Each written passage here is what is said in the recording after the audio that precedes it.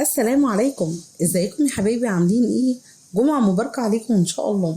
عملت النهاردة شوية معجنات بالجبنة، بس بجد حلوة قوي، خطيرة، هتعجبكم قوي. بوريك الجبنة. تعالوا معانا نشوف المكونات، وبمقادير بسيطة جدا ممكن تعمليه في البيت وبأقل تكلفة. معايا كوباية ونص من المية الدافية، عليهم 3 معالق كبار من السكر، معلقة كبيرة من الخميرة أو باكت خميرة، ومعلقة كبيرة من الصلصة الجاهزة، ومعلقتين من السمنة، ونص كوباية من الزيت، وبيضة وبياض بيضة. للأسف الكاميرا ما جابتهمش معايا، قطعت. وهفضل إن أنا أقلب في كل المكونات ديت لحد ما أتأكد إن هما امتزجوا مع بعض.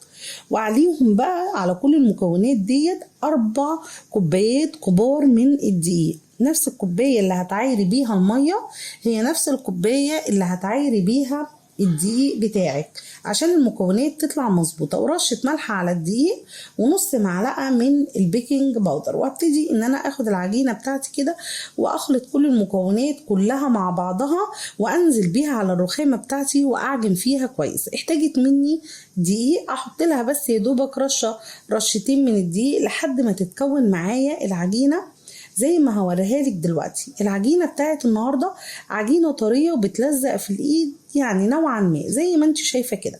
هحطها في مكان تختمر لمده مثلا نص ساعه، لحد بقى ما تعلى معاكي وتشوفيها تمام جاهزه معاكي، لان هي خلاص زي ما بوريها لك دلوقتي. بصي ما شاء الله كانت اختمرت معايا. هبتدي ان انا انزل منها، اخرج منها الهواء بتاعها.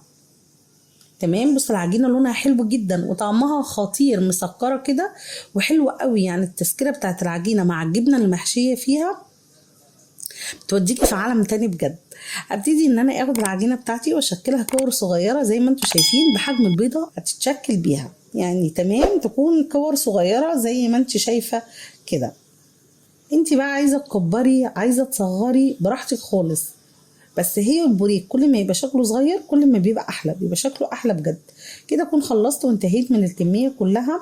اغطيها كده عندي باكياس تلاجة عشان وشها ما ينشفش، واخد واحده واحده منهم. اكون مجهزه الصاج بتاعي بقى، مسحه كده خفيفه من الزيت، والجبنه بتاعتي اي جبنه انت حباها، تلاجة، براميلي، اي حاجه.